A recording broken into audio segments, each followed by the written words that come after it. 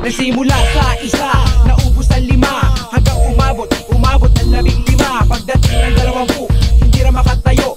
Busog, lubog na sa pagkaupo. Yan na nga ba sinasabi, hindi naman babae. Ano ba yung mga gamit para makapag-start ng pagtatato para sa yun? Sa mga beginner. Actually, madali na lang din kasi may mabibili ka ng practice kit. So, hindi na siya problema ngayon kung gusto mong ilibawang kinabukasan, maisipan mo magtato. Madali na lang, hindi problema. Makakabili ka ng isang set. Nandun yung machine, may ink, may needles, may fake skin, may gloves, lahat, etc. Kumbaga, nung nagsimula din ako magtato, nakabili na rin ako ng isang set eh. So, yun, di na siya problema ngayon. Yun nga lang, medyo pricey pag isang set. Siguro mga bababa, mga 8,000. Pero kompleto na yun, mga pagtato ka na nun. Okay na. Quality naman na yun. Quality naman na yun. Quality na yun. Wow. Magandang brand na yun, magandang gamit na. Shopee. Oo, sa Shopee meron din. Mas totoo po. Di ba sa reliable na reliable na shoes to talaga, official. Oo, makakabili ka na ng set na makapagtatuan. Wala, hindi kasi ito mag-drawing eh. Kasi yung gano'n sa gano'n sa whiteboard o sa blackboard. Kasi nung nagkaroon kami Christmas party, kailangan namin siyang tatuan eh. So, kailangan yung costume niya. So, Pachi naman yung panda lang yung panda.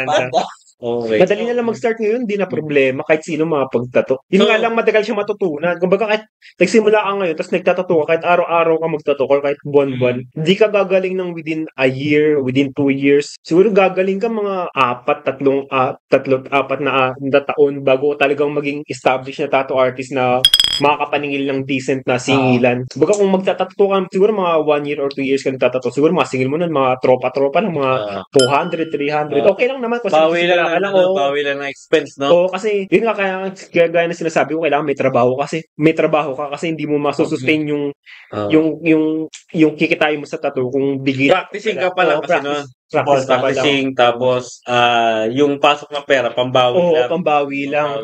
Pang ano lang yun. Talagang pang sustain lang talaga. Balik taya. So wala namang problema kung magsisimula ka. Kailangan lang may patience ka na hindi kailangan sa isip mo na kailangan mo mag-alat ng time para gumaling.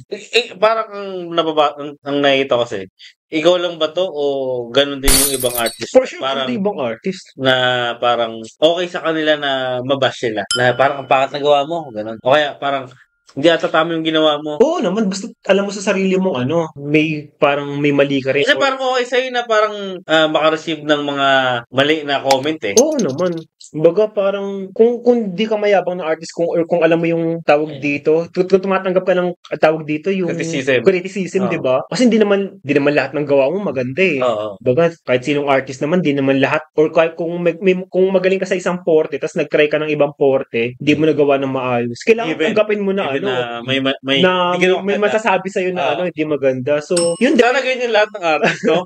Oo, kung alam mo yung dapat alam mo yung strength and weaknesses mo. Siyempre, pag strength mo, siguro mga minimal criticism lang. Pero pag gumawa ka ng something na hindi ka naman komportable, makareceive ka ng backlash, kailangan tanggapin mo yun kasi anyway, di mo naman forte yun eh. Tinry mo lang eh. Baga pa rin sa'yo, kudos pa rin sa'yo na nag-try ka ng ibang forte.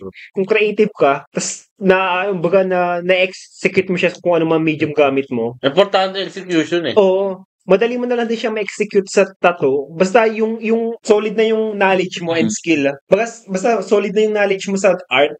Kahit na anong medium yan kaya, madali na lang. Baga, may adjustment pa rin, for sure. Pero hindi ganun kahirap. Basta yung solid yung foundation mo sa art. Kung knowledgeable ka na, kung magaling ka sa color theory, magaling ka na mag-edit, or magaling ka compose ng design.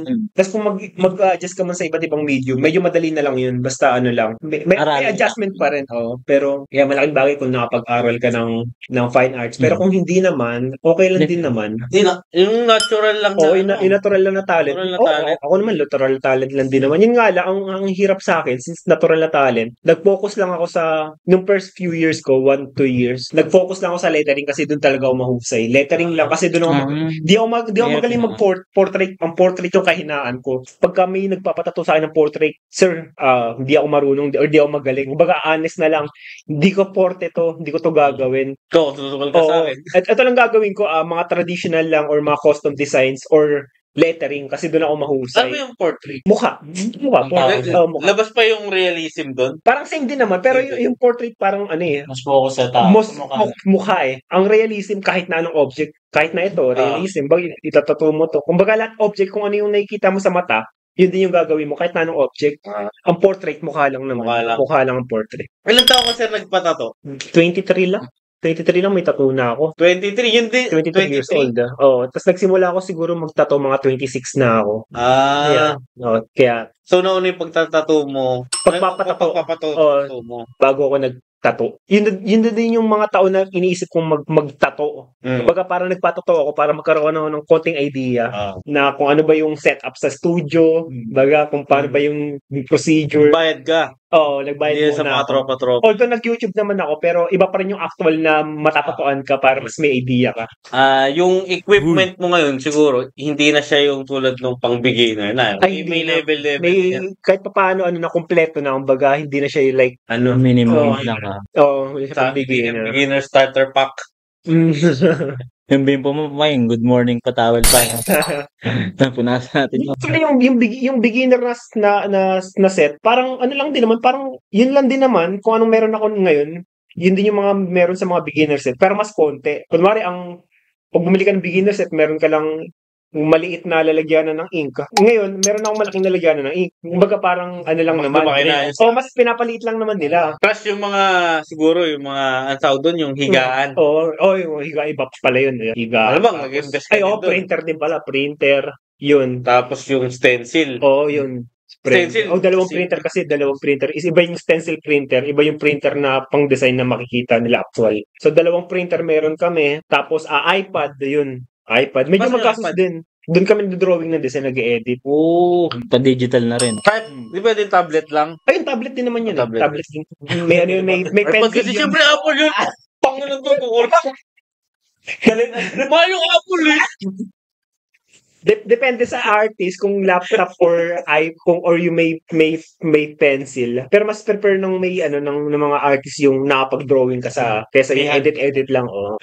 So yun, pag kumpleto ka, medyo magastos din naman.